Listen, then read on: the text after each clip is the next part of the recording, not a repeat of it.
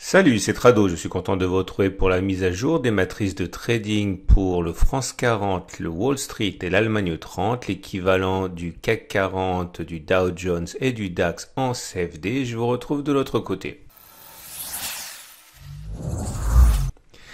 Nous allons donc commencer par le France 40 en données journalières, comme vous pouvez le voir sur ce graphe où une bougie équivaut à une journée de cotation. Nous avons des supports et des résistances à prendre en considération, au premier rang desquels cette résistance ici, 4716, 4713, 4756 environ. Cette zone devrait donner du fil à retordre haussier en données intraday, et le support le plus immédiat est à 4301, 4352 ici, avec en deuxième rideau défensif ici les 4116, 4146. On va maintenant descendre d'une unité de temps et regarder sur les données 4 heures les tendances et ce qu'il pourrait être envisagé de faire par les traders intraday. Donc voilà où nous en sommes.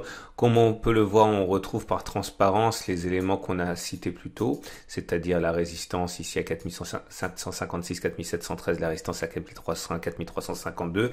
La tendance de fond sur cette unité 4 heures est plutôt neutre. On le voit au fait que la moyenne mobile à 50 périodes n'a pas véritablement d'orientation. Par contre, nous sommes bien au-dessus de la moyenne mobile à 20 périodes qui monte. Donc la tendance est plutôt haussière en données de très court terme sur cette unité de temps, même si la tendance de fond sur cette unité de temps est toujours neutre. Ceux qui désirent se mettre dans le sens de la tendance pour spéculer à la hausse, sans doute surveillent un retour sur cette zone verte des 4491, 4500, 4457, c'est une zone de résistance qui a été cassée, qui a donc changé de polarité statistiquement, et tout signe de rebond sur cette zone pourrait être mis à profit par les traders qui ont un biais haussier, comme un passage en force de 4756, 4713, c'est-à-dire au-delà de l'obstacle. Maintenant, pour ceux qui envisagent plutôt de saisir des opportunités baissières sur cette unité de temps, eh bien sans doute attendent-ils un aveu de faiblesse sur les 4756, 4713 avec un chandelier japonais baissier par exemple, ou un signal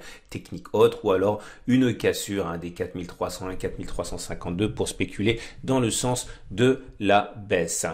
On passe à l'Allemagne 30 avec les données journalières. On repère tout de suite une zone de résistance à 11 350, 11 225. Ici, cette zone en données journalières risque de s'imposer aux unités plus courtes.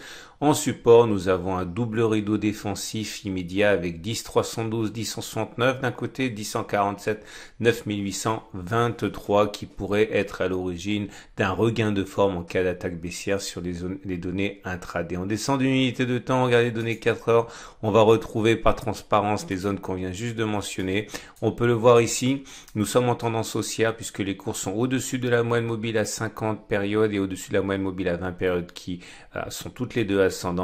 Les traders qui ont un biais haussier attendent sans doute que l'on revienne éventuellement sur cette zone verte ici des 1718, 1777 zone de résistance qui a été cassée, qui a donc théoriquement changé de polarité en devenant zone de support. Autre solution pour les acheteurs, repérer des signaux d'achat lorsque l'on aura franchi en force cet obstacle des 11 350, 11 225. Maintenant, pour ceux qui ont plutôt en tête un scénario baissier, sans doute ces personnes chercheront un signal baissier qui pourrait intervenir sur la zone obstacle des 11 350, 11 225. Je vous rappelle que vous pouvez retrouver sur la gauche de la plateforme de trading de IG le calendrier économique et les actualités qui pourraient éventuellement impacter l'évolution des indices cette semaine. Et on termine avec le Wall Street, l'équivalent CFD du Dow Jones, avec une zone de résistance à 24 895, 24 765 et un support à 23 086, 22 942, deuxième rideau défensif, 22 673, 22 413, puis c'était une résistance qui a été cassée, qui a donc changé de polarité en devenant théoriquement support.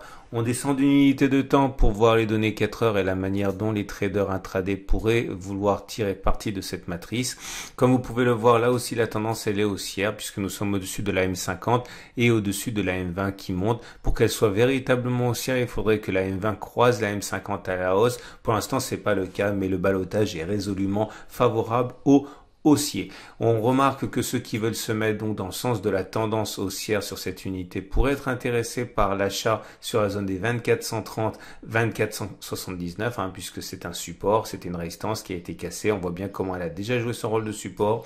Autre solution, attendre que l'obstacle qu'on a mentionné préalablement, celui des 24 895, 24 735 soit cassé à la hausse. Maintenant, pour ceux qui préfèrent faire du contre-tendance et tenter un trade baissier, sans doute attendent-ils un aveu d'échec sur la zone des 24 895, 24 735 et attendent-ils peut-être de saisir un signal sur la foi de chandelier japonais ou d'un indicateur technique, qu'importe. Autre solution, attendre que les supports plus bas soient cassés à la baisse. Voilà, je vous rappelle que je vous donne rendez-vous à la fin de cette vidéo pour l'analyse en données hebdomadaires et également demain pour encore d'autres matrices de trading pour la semaine.